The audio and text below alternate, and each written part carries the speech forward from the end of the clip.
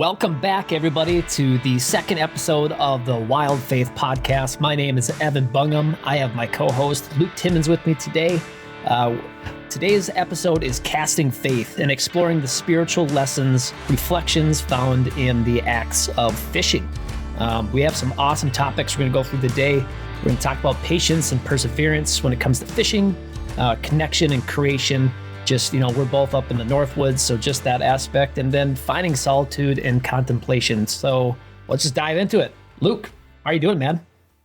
Good. It's great to be back and doing the podcast. We did our first episode last week, which was awesome and fun, and then now running through this last week, and here we are. We're rolling, man. Episode 2. We're rolling.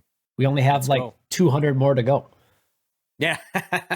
This will be, like I was saying earlier before we jumped on, this is like back in the 60s or 50s or whenever it was that they had color TV come on for the first time. For us having the first video podcast now. And from here on out, we'll be doing video podcasts either virtually like this or in person. So we'll be able to bring kind of cross-platform to you guys. So it's not, we want to be able to see so you can see our faces and stuff. And Luke has an awesome backdrop and mine's kind of boring, but as time goes on, we'll kind of build them out, and hopefully someday we'll be able to have a studio. So it's a work in progress, right? Work in progress, man. Yeah, no, I'm excited. This is going to be a great episode. I mean, fishing. I love fishing. This has been a huge aspect of my life, kind of growing up and just getting involved in the outdoors. Absolutely. So, I mean, like you said, the first topic we kind of want to talk about today is just a little bit about patience and perseverance. I don't think there's a more humbling activity you could do than fishing to test your patience and your and your perseverance, right? So, yeah. I mean, it's just at times it's the absolute best, and then at times it's the absolute worst, right? Because you could be fishing, and then all of a sudden you hit a snag, or your line just blows up, and you're like, oh, okay, this is great, and it's a good teaching moment for everybody, and this kind of draws me back to first time I ever went to the Boundary Waters. We just moved back from college, the both of us, and that was your first time, right? Yeah, yep, exactly. So you had obviously been going with your dad and brother for years before that, but first time for me, so a lot of unknowns, I guess, and it was a great trip. Oh yeah, we got spoiled. Fishing was awesome. Weather was great. Just a little bit of rain, and but no, we were fishing all day, every day, and just having a good old time. But the first night, we're just fishing, kind of just around this little island where we were camping, and right as we're coming into the bay, we were kind of trolling as we were going in the canoe. Remember this? And was this the?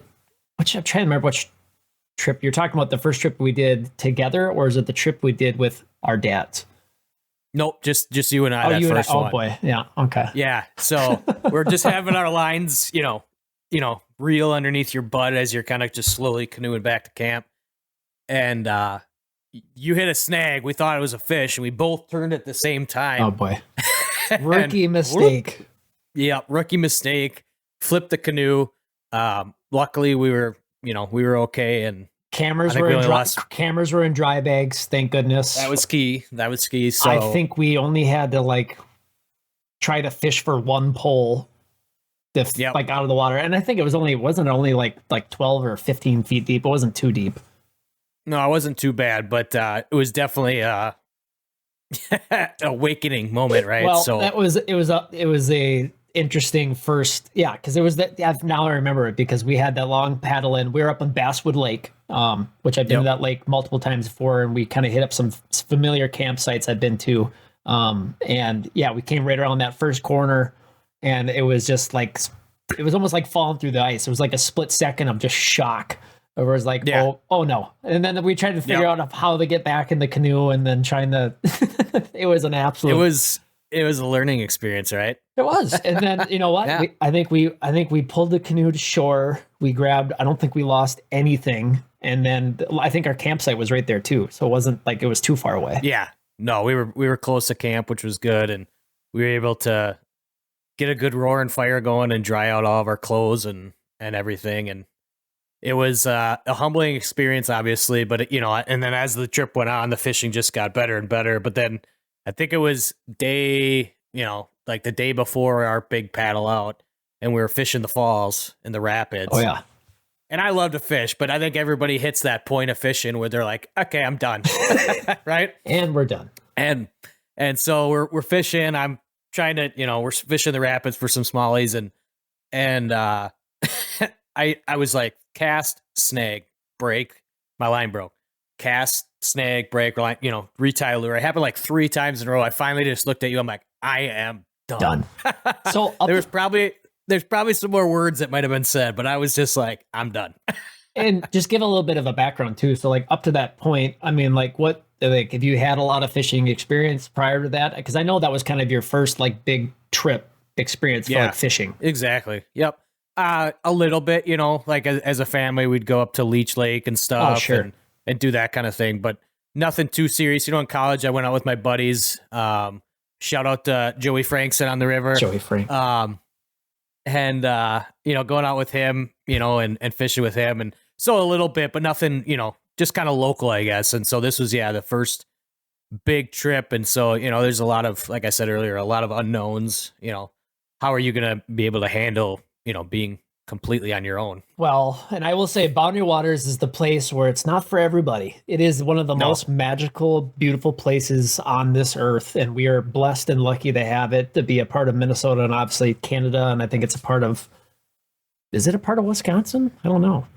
I don't think so. But we're very blessed to have it, and just the hundreds of lakes that tie into it. But like I said, it's not for everybody. It's not easy. Like I think we paddled in it was 5 miles maybe to get back there. Yeah, I think so. Because normally that trip to Basswood, you would take you get boated in, right? You get all the way to where the cross off line is for motorboats. And then I'm pretty sure that trip though, didn't we see a guy that was running a trolling motor behind his canoe?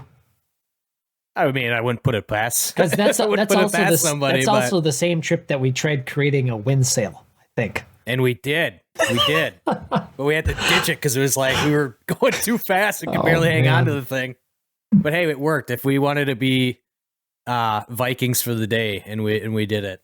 That's right. I mean, so I kind of going off of that, mine, obviously, fishing is a very humbling sport. Like I said, we're both not. I like to think we're good outdoorsmen, we're good hunters, we're good fishermen. As I continue to get older, I keep getting better at it. I've been a fisherman my whole entire life. I was just telling my wife tonight that really I fell in love with fishing before I fell in love with hunting. I growing up fishing down the trout streams in southeastern Minnesota with my dad, grew up fly fishing before I ever got into, bass fishing or walleye fishing or any of that stuff. And, blessed to have, we had a acre sized pond that had every fish you could ever think of that I got to fish growing up as a kid.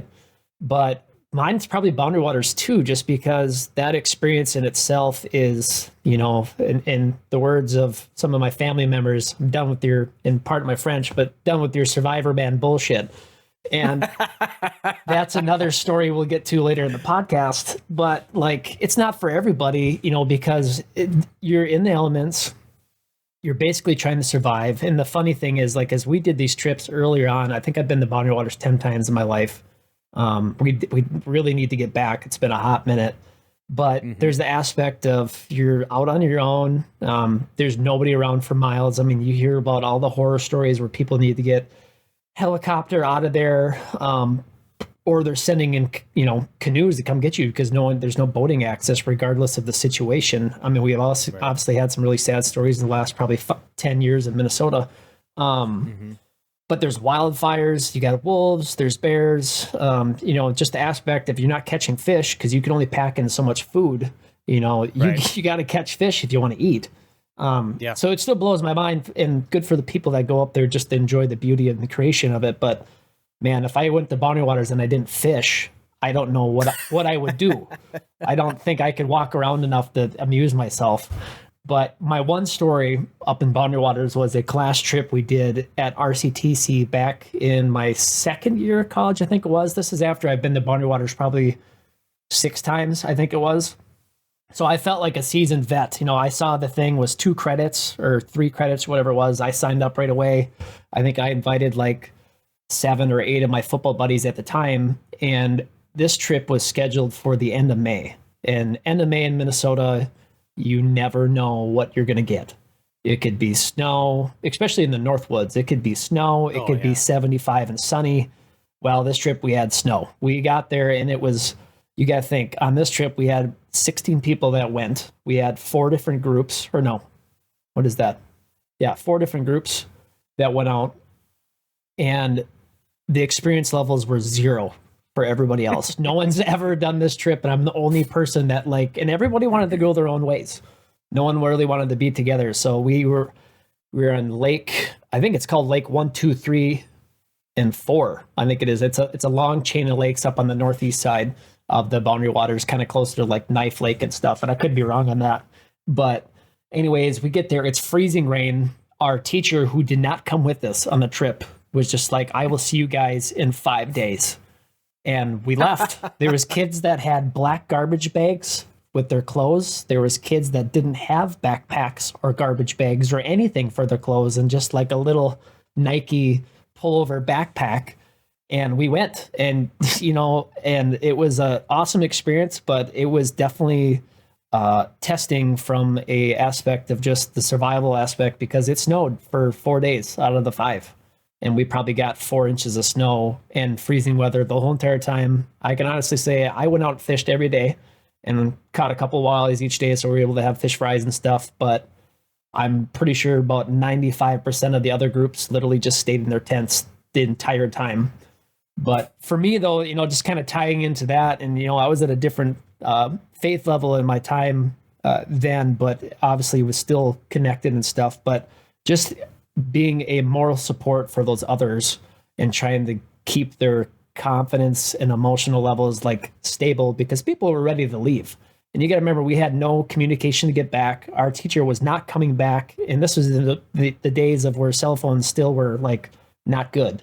And we didn't have any service up there at the landing. So he pretty much said, we'll see you in 5 days, which in retrospect is kind of crazy that they just let people with no experience go up there and do that. But it was fun. Right. Those guys learned a lot. And I'm probably sad to say, I don't think any of those people probably ever went back. But that was probably one of the most fun Boundary Waters outside of our trips, probably one of the most fun trips I've been on, just from the extreme elements that we had to deal with. But, there's people that go up there and they'll go up in the wintertime. I still want to do that trip and snowshoe, and I think that'd be awesome. Go ice fishing for Lakers. Have fun. Yeah. I'll go up when it's summer. I tell you what, though, I think the sweet spot is, what is it? Probably, I'd say like the first week of June is like usually good weather. Fishing's still phenomenal. And like you can, you might be, if you get lucky, you get a hot day, you can maybe go swimming too. Yeah, the bugs aren't too bad either. No, so that's a good huge. thing. The that's bugs. a huge part. Yeah. I think you kind of touched on something in there too that I wanted to kind of circle back on and even highlight a little bit too is, everyone goes through their own faith journey, and this is kind of where that perseverance kind of comes into play, where, I started off, as a kid, I grew up in the church. My mom was the faith formation leader and the kind of the director of the program at our church. And so, started off, obviously very strong in my faith. And then I think everyone goes through some sort of phase in their life where, their faith is super strong and then it wanes a little bit, right? Because we're not perfect, Yep, we're human. And so, you kind of go through those rebellious late teenage years through college. And then, now in the last 3 years here, after the birth of our first son and now our second here, a year and a half ago, it's, you get real connected again, I think. And so, but with that perseverance piece, I was, before we started this podcast tonight, I was watching some Instagram reels and one popped up and you're going to love it. But it was Billy Graham talking. I love Billy Graham. Yeah. One of my favorites. Yeah. Hard not to be, right? And so he was talking about how there's times in your life where you can feel, God, Jesus so close to you, Mhm. right? And then there's those moments where you don't feel anything, right? And those are the moments, where he's probably the closest, right? For sure. Because he's That's a that's when you because that's a that's good when you one. got to walk by sheer faith alone. Mhm. And that may be God testing you. And I think a super good kind of Bible verse that goes right alongside this one is Matthew chapter 4 verse 19, and he said to them, "Follow me, and I will make you fishers of men." Love Yeah, it. yeah. It was just kind of weird that one quote from Billy Graham popped up, and it was like, boom, right away. We can talk about this tonight, and it's just those little things every once in a while that when you maybe don't feel super close to God, Mhm. that might be when he's the closest, and he's just testing you a little bit because he's that's like what Billy Graham was saying. It was those are the times where you got to walk just by sheer faith alone. Oh, amen to that, man. Yeah, no, I heard something similar to that yesterday, and like I said, like we're kind of with this podcast, we're learning, and like I need to Oh be, yeah, I like I said before we jumped on, like I like I'm a person that when I talk, I just kind of ad lib and just go with it, but I need to get better at taking notes because I heard somebody talk about something similar to that yesterday, and just it's really profound because it's true. I mean, just the sheer aspect of as you kind of everyone goes through their own faith journey, like you said, but there's a lot of times when God isn't going to be, necessarily showing you that He's there. And that ties into a lot of times in the outdoors too, where it's just, you have the successes and you have the highs and the lows, and you're just wondering, like, where is God? And you know what? He's, like you said, He's the closest probably at that time, waiting for you to be that faithful follower. And like going off of what you said with Matthew 4:19, and we have that in our bio and our tagline and all that stuff, because I just feel like for us and like the calling, we've talked about that too, like being a fisherman of men, and just really spreading our nets and just trying to expose the faith and expose the outdoor experience, and just I think that's kind of our whole mission, is kind of just off of that statement. So that's a really, really good one. yeah. And I think it rolls right into kind of what we want to talk about next is that connection with creation, right? So I mean, you kind of alluded to it there, but when there's those times where you feel maybe alone, or that God may not be, you know, that right in front of your face kind of Yeah. thing where you can feel and see him, and all that. That's that time too where you kind of just almost need to reconnect with kind of God and stuff. And um I guess for you, what are some ways, I guess, that being out in nature or being out in the woods, while fishing, kind of helps you feel a little bit closer to God, or experience even just His presence. Well, for me, just we said in the last podcast too, and I'm sure we're going to say it in a lot of other podcasts too, just because it's so relevant. But just Hmm. the sheer beauty, and like I said, we're blessed to be in Minnesota, the land of 10,000 lakes. There's a new lake around every corner. Like I said, I live up in Baxter, so now I'm kind of spoiled that I've got every lake out my back door. But it doesn't matter which lake I go to, or river or stream.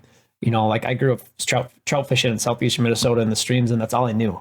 And I found just as much closeness in our one little pond in our backyard as I did down there, or I've been up north. But just experiencing like the sheer, nothing will top being in Boundary Waters on a glass clear lake and there's no one around.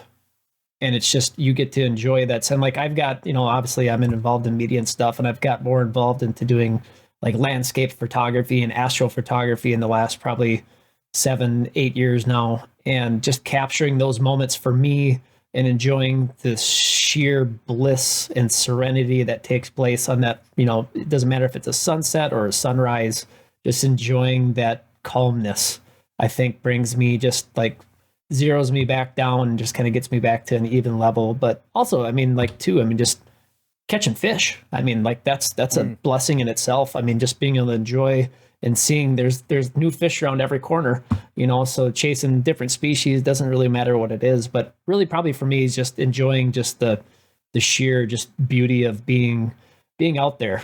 It's a good reset. I mean, it's a for me, fishing's a completely different experience than hunting is. Just from the aspects of it's just you and the water too. I mean, just being in the water, I think is just something special in itself. How about you? Yeah, I mean, like you said, we're gonna say it probably a million more times as we go on here. But yeah, I mean, just for specifically, I guess for me too is, and this even maybe molds a little bit into the next piece, but just that pure beauty. I went trout fishing. I live down in southeastern Minnesota, so there's not too many not too many lakes, but we got the driftless area, which is almost a mecca for Oh, for trout sure. fishing. But going out the other day, and it was just I just needed I needed a reset, right? Yep. Just getting bogged down from the day to day grind and everything else, and went out early and fished a new spot I hadn't been yet, and just kind of, I don't know, you're just kind of at peace, right? You're just, Oh, for sure. Especially trout fishing. Yeah, you get spoiled when you're doing that, but it's kind of talks about the old saying, the worst day of fishing beats the best day of work, right? So it's just anytime. But there's so much truth to that too, is because even if the fishing's not great, we went ice fishing a couple weeks ago up in Mille Lacs, and fishing wasn't great, but we had a Still heck of a blast, time, man. and just Sight fishing walleyes. Never done that before. Nope, can't say I've done that. So that was cool. Caught fish. Caught fish, and it was great. But I think that's just we got to find like those little moments when you're out doing these types of things, whether it's fishing, hunting, camping, hiking, whatever it is. Yeah. And just kind of, even if it's just for a minute, just to take in and say, boy, it could be a lot worse right now, right? Oh, this is as good as it gets. and To being out. Go ahead. Or no, I was going to say, I mean, we said it in the last podcast, but like, we're very blessed to be in the situations that are, and just being able to, and that's the one cool thing I will say about fishing. Hunting kind of falls into it a little bit too, but anybody can go out and fish. Doesn't matter where you're at in the world. You can go out and fish. I've been noodling. I've done just about every kind of fishing you can think of. And anybody can get out and fish and enjoy the creation aspect of that. But I was just going to say quick too, with trout fishing, like, one thing for me, and I need to get back into doing this, but I used to tie all my own flies. I was like a devout, dedicated fly fisherman for trout. Nothing will top tying your own fly, getting that fly to land in the exact spot you want it to go, and you watch it just float down the stream ever so slowly. You hit that little brook, and you get that little whirlpool where it'll sit there and it'll just spin, and then you just see that trout, if it's a brown or a rainbow or a brookie, whatever it is, come up and just snatch it. Like, it doesn't get much better than that. No, I mean, that's about as beautiful as it gets, right?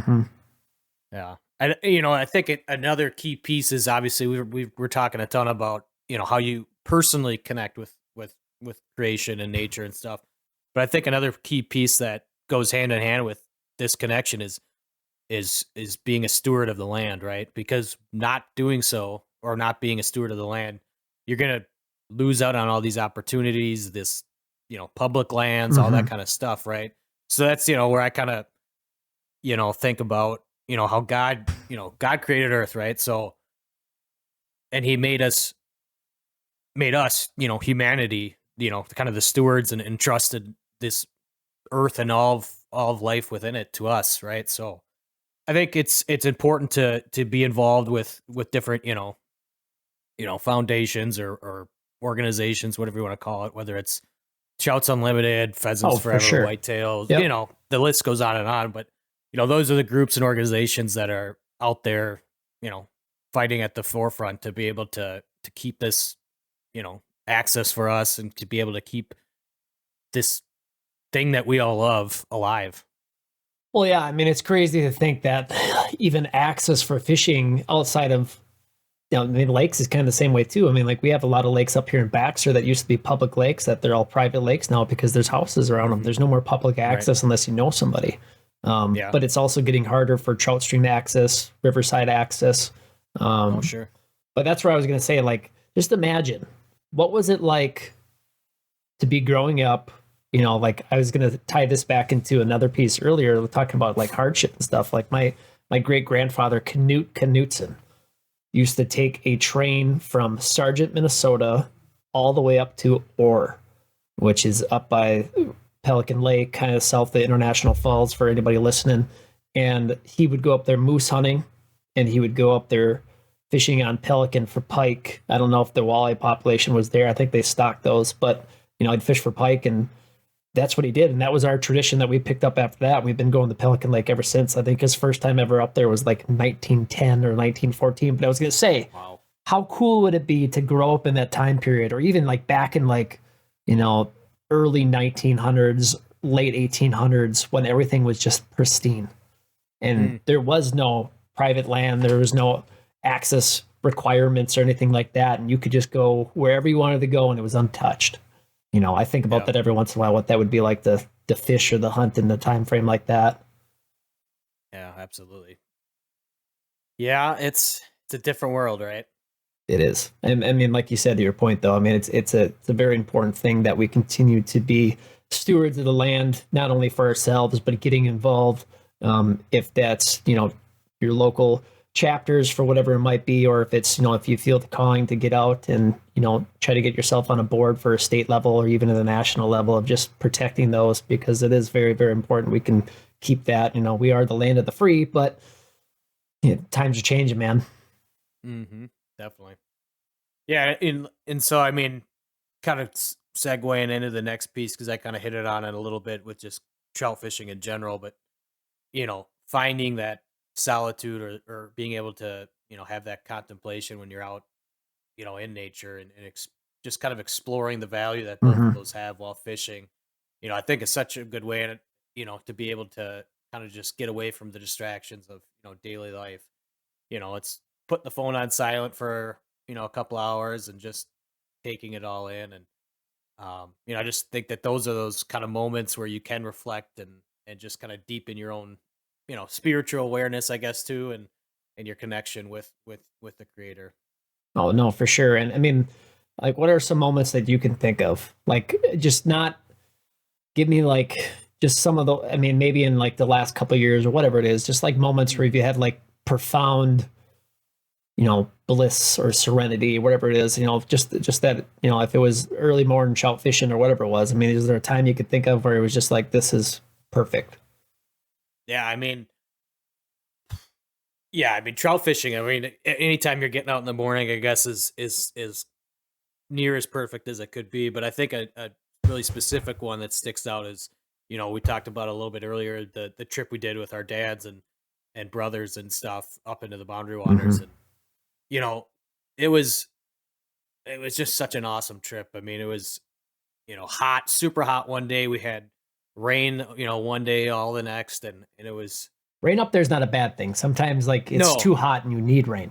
and you need the rain, yeah, because that first day it was like laying on the the banks of camp, and you're like, Yeah. it feels like 90 degrees, and this is terrible. But I think it's just it's even if you're with somebody too, I think you can still find that solitude Oh, and most definitely. that peace out in nature. And it's like, how many people can go out and say, yeah, I went out fishing with my dad in a canoe in Hmm. the middle of nowhere up in the very northern reaches of Minnesota. Yeah. And what's gonna beat that, right?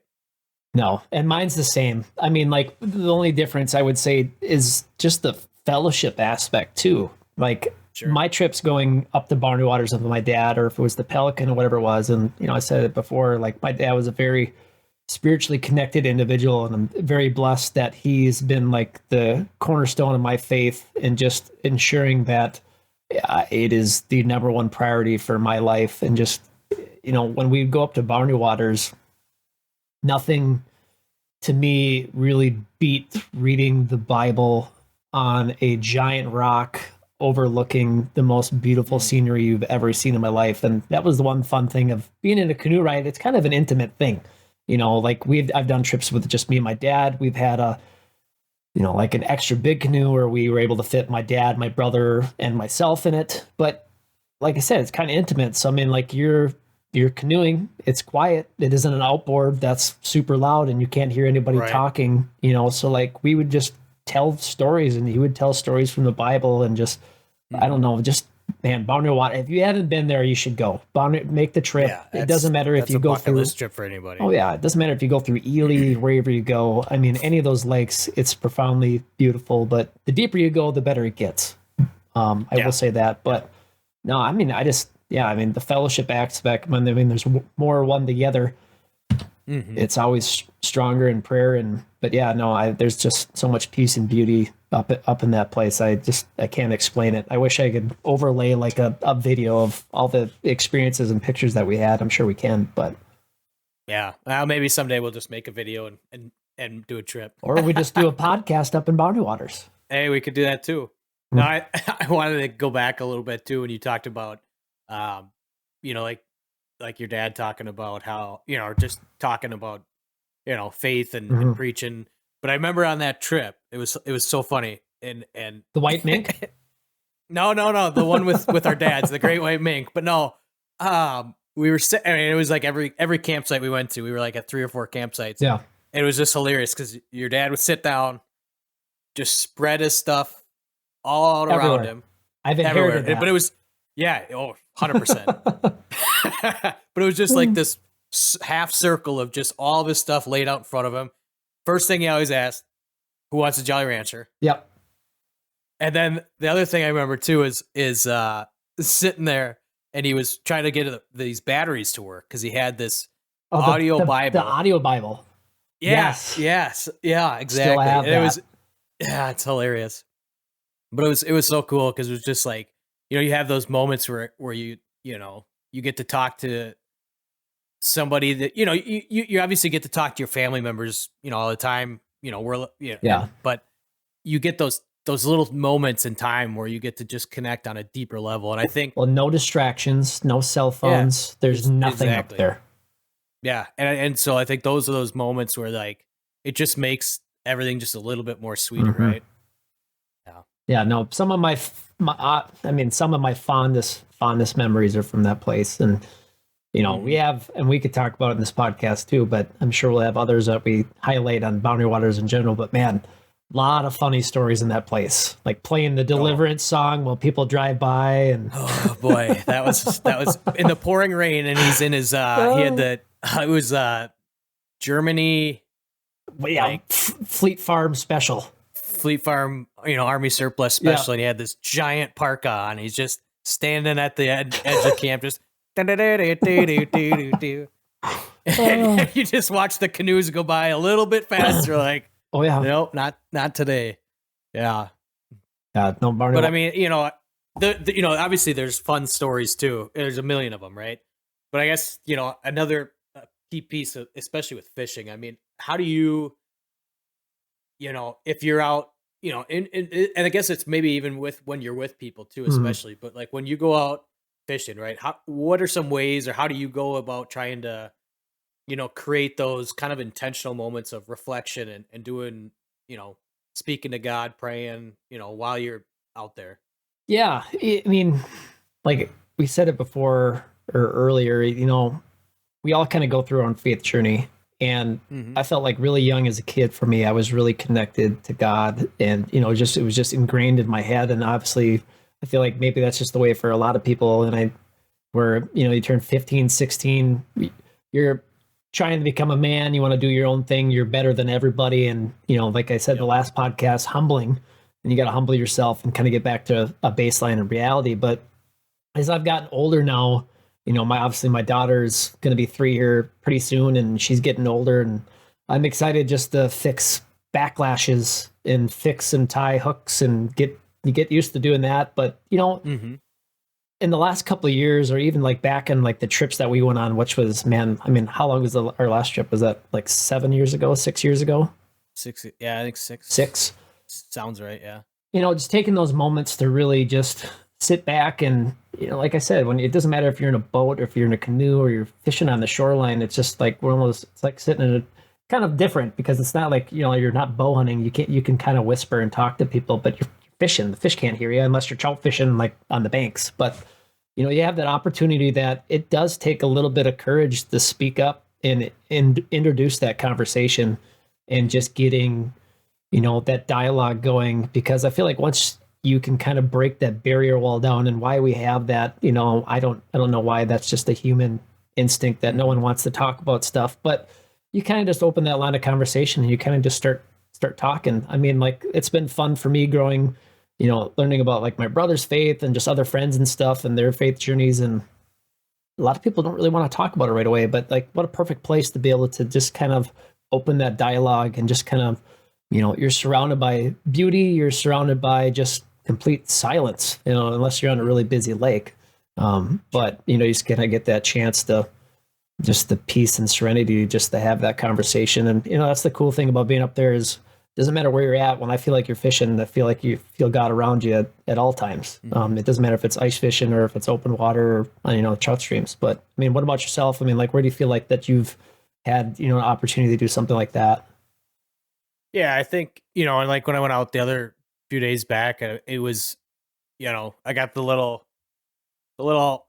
pocket Bible that I talked about Nice. in the first episode, Yep. but and it's marked up. I got little Oh yeah. post-it notes. I don't know if you could see it in there, Yep. but post-it notes of just little pieces that I like to kind of just read, each and every, day, or not each and every day, but as needed, I Yeah. guess. But just taking that, couple minutes just to kind of read a little bit of scripture, and because you do, we talked about it earlier, but you do kind of get just bogged down in that hustle and bustle in life. And I think, one verse, or, one verse that we, kind of came up with when we were kind of talking about doing this episode is Mark, chapter 6, verse 31, says, then because so many people were coming and going that they did not even have a chance to eat, he said to them, come with me by yourself to Hmm. a quiet place and get some rest.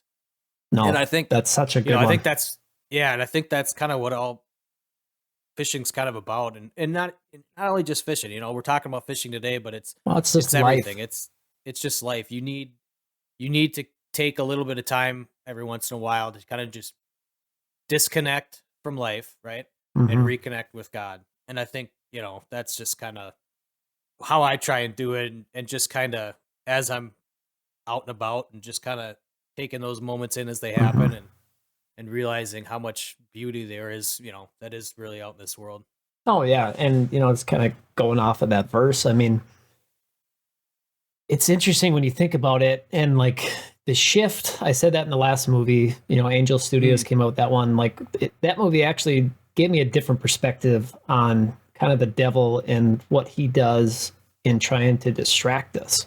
mm, From an everyday experience of, if it's your cell phone. Like, we all feel that inner calling, and I feel it a lot more now the closer I've got with my faith and closer I've got with God, where I know I should be reading my daily journal. I know I have all my Bibles that are right here. I know I should be reading my Bible.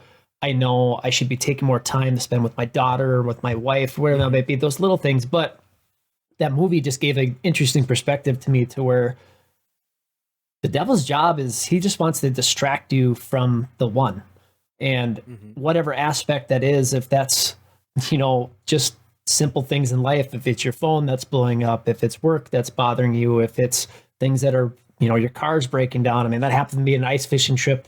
What was that, 4 weeks ago? I've gotten a little fender bender with my car at 5 in the morning, and was still, overcome it, got the car running, made it to the fishing trip. It was all good. But, that's his ultimate job, is just be a distraction for us and really take us away from God and himself. And that's mhm, where I think it's good for us to just get in opportunities like fishing, or if it's hunting, to where you can limit those distractions to where there is none. Obviously, you're going to go through the headaches of dealing with snags, or dealing with, you know, mhm. tackle different stuff or whatever it be, or backlashes or whatever it is, the motor doesn't start. Like, that's all going to happen eventually, but you overcome it and you're better for it. But Yeah. I think that's such a great verse, though, just showing you to just become to peace and just give in, and not being such giving into all the distractions, and just really just giving yourself to the Lord. I think that's a really good one.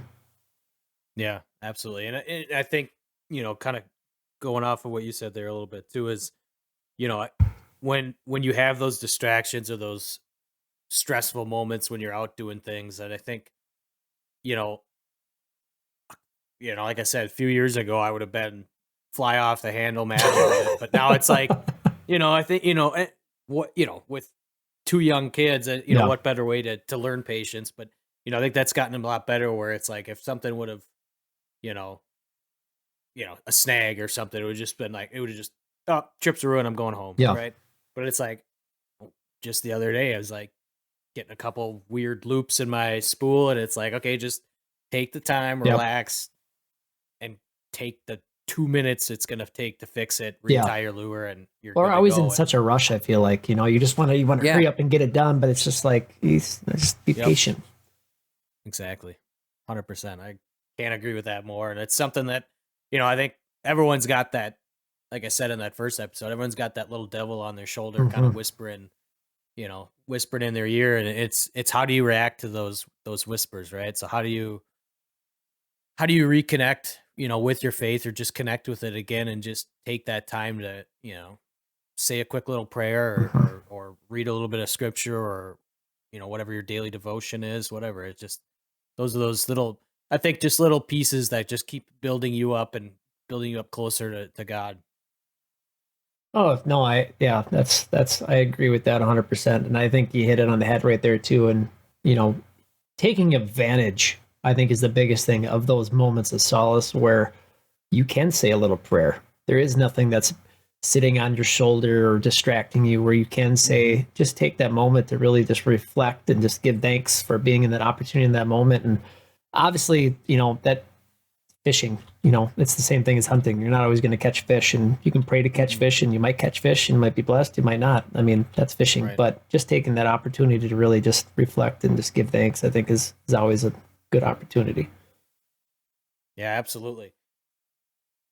I guess so. I mean, that kind of wraps up the what we wanted to Mm-hmm. kind of talk about tonight. And so I guess just kind of talking now to the whoever's listening in on this, we want to, we're going to keep saying it, but we want to hear from you guys. We want to, Yes, we do. share.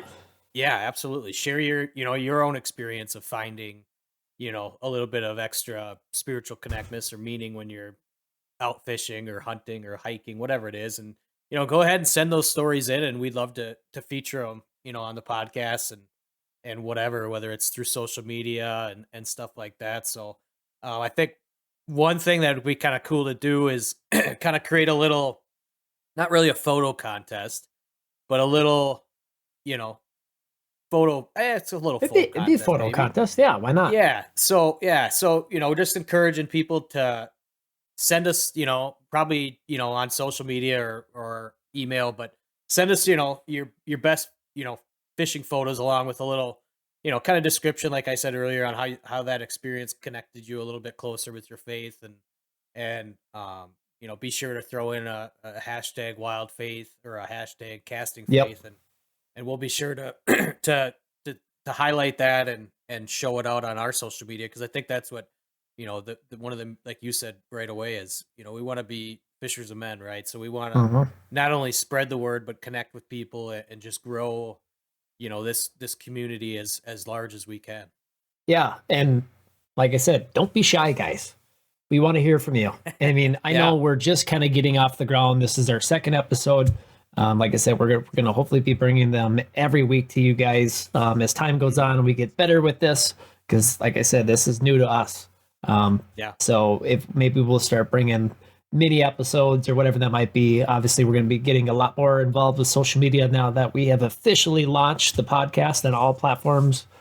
Feel free to check us out on Spotify, Apple, and the Podbean app. And then obviously, we're going to be on Facebook, Instagram, and YouTube. But Mhm. yeah, we'd love to hear from you. Send your photos in. Tell us your testimonies. Tell us your stories. Doesn't matter if it's short Mhm. and sweet or if you want to send us a novel, that's great. We would love to highlight them, show them. We want to be able to interact with all of you guys. I mean, this is, for what we want to deliver on this platform is ties back into what we said at the beginning of this podcast and what our mission statement is. We want to be a fisherman of men and women, obviously, to where we want to just spread the good word of the Lord. So we'd love to hear your guys' stories, and we'd love to tell the world of your story. So feel free to reach out. Absolutely. So I think if we want to just close her out with a prayer like we did the first episode, and yeah, I mean, I can go if you want me to. Go for it. Take your hats off here. Just take a moment just to catch yourselves and reflect a little bit. Feel free to fold your hands if you want. Dear Lord, we ask for you to watch over us and continue to bless all of us. We thank you for all the opportunities and blessings that you've given us to enjoy all the creation that you've created for us, and just the opportunities we get to explore. If it's fishing, if it's hunting, we're just super grateful for the communion of enjoying company with family and friends, and just the opportunity to enjoy your peace and your just reflection time that we get to have with you. And we just ask that you bless us and you continue to watch out for all of us and empower us to continue to be fishermen of men and women, and just keep exploring the faith and deepen our faith with you, dear Lord. We just ask that you watch over us. In Jesus' name, amen. Amen, brother. Amen, amen. Guys, fun episode. 2 in the books. More to come. More to come. A lot of cool ideas coming up too.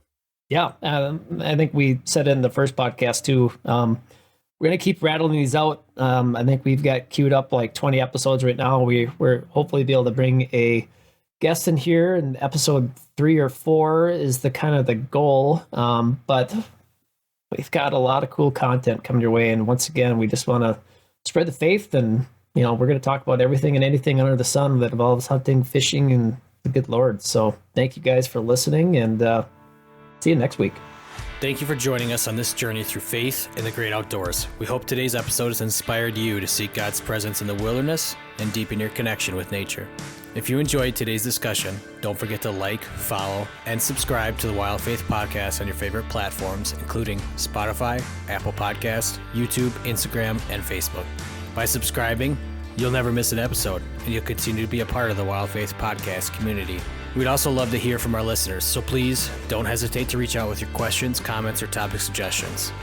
You can connect with us on social media or through our website. Your feedback is important to us and helps us improve and tailor our content to better serve you. And always remember, the great outdoors isn't just a playground for hunting and fishing. It's a sanctuary for finding solace and spiritual renewal. As you gear up for that next adventure, I pray you find God's presence in the crackling of a campfire, the thrill of reeling in your catch, or the quiet solitude found in nature. Until next time, thank you for listening to the Wild Faith Podcast. Take care, and God bless.